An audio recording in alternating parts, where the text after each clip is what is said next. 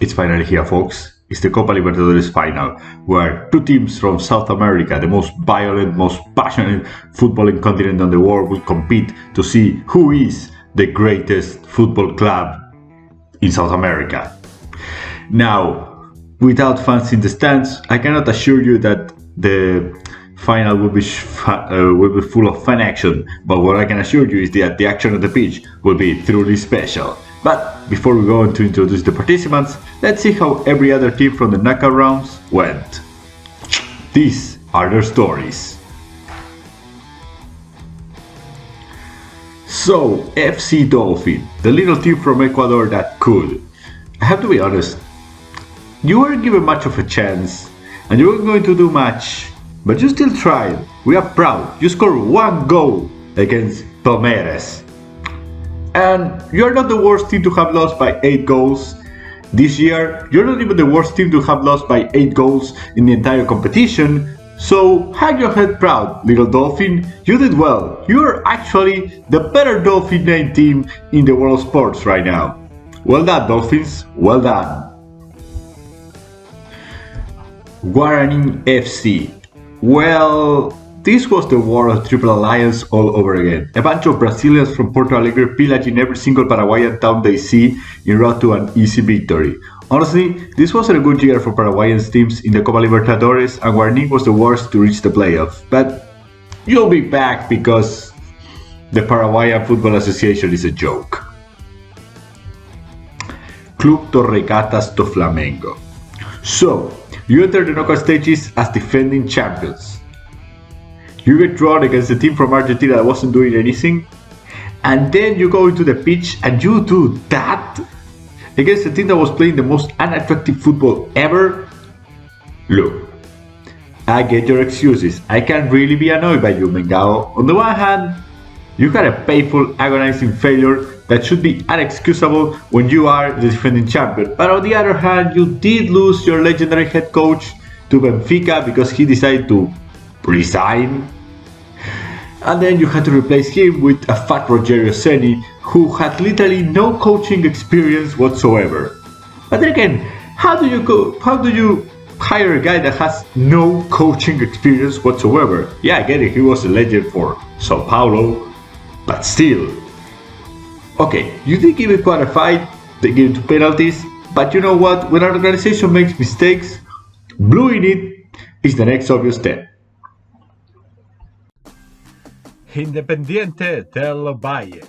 My beloved Independiente del Valle, how much I love you.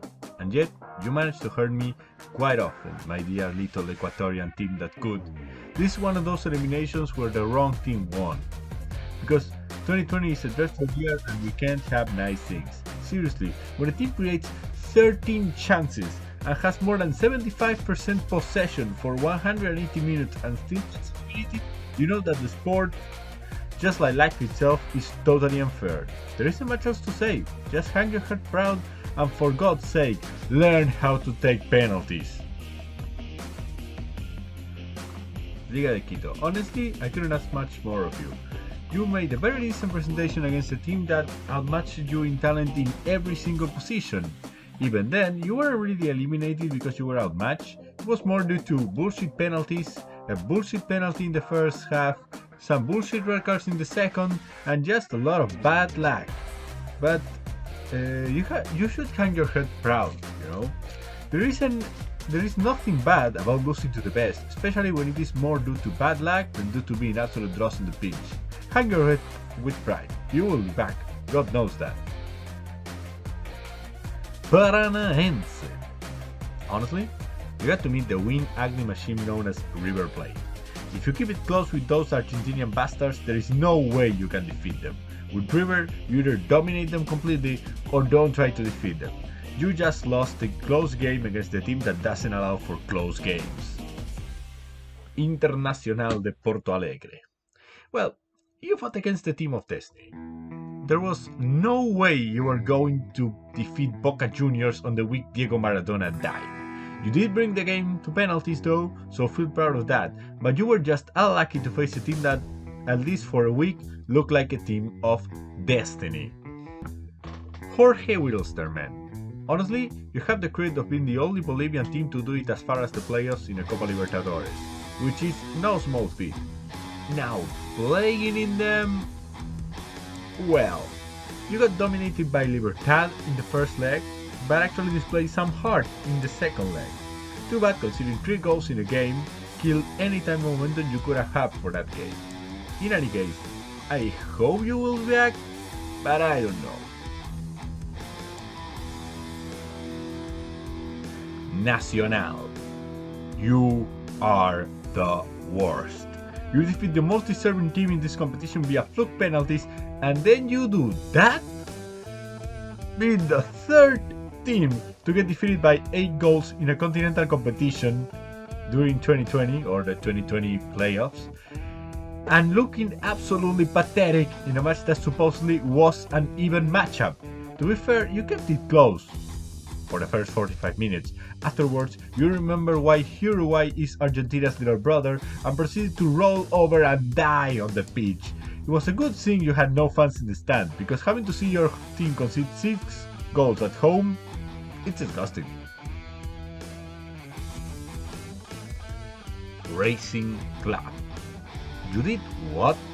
You wait 5 years to get back into the quarterfinals of the Copa Libertadores, beat the reigning champion in the round of 16 thanks to some miraculous saves, and then you do that? I mean, yes, you got a win at home, only to then play the most tepid and lukewarm football imaginable when all you had to do was score 1 goal, 1 measly goal. Say whatever you like about the referee missing potential penalties, this was the worst version of racing ever. Tepid, uninspiring, it seriously looked like they didn't even want to play. Worst part is, this has been racing forms for the last 6 months. The team needs to seriously do a rebuild. You can't rely on a coach that believes that defending when you need to score is the best strategy. Also, this maneuver sums up racing season. Libertad. How do I say this? Ivan Pires needs to be hanged for crimes against defense. Picture this. You are keeping it close against a team that was undefeated until this point in the competition. You can force extra time, and then you get expelled by one of the most outrageous hits in the playoffs, leaving your team with 10 men and no chance of winning. Overall, a great display, except when the guy who should have been the hero decided to play the villain.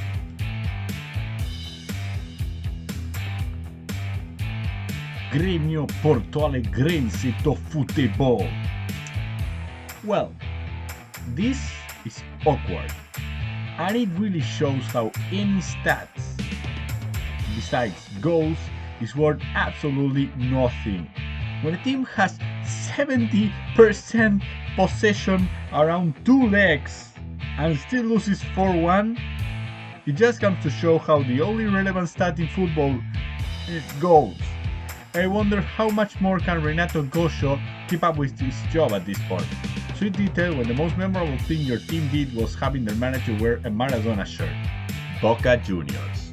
Okay, you look like the team of destiny.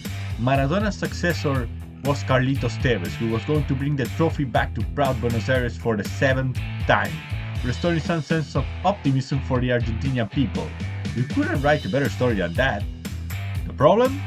You had to go through a brick wall to reach the final. Its name is Santos FC, the team of Pele, who cares not for stories but for total domination. After a 0-0 draw at home, Santos dominated them on their home soil, handing Boquita its worst Libertadores defeat since the 2018 Super Final. At least, you won the Maradona Cup the following weekend. It's something. River Plate. Well, River, see, this is what happens when the magic horseshoe that has been stuck up your arse since 2015 finally fails. Honestly, this team showed great confidence and deserved to go into the final.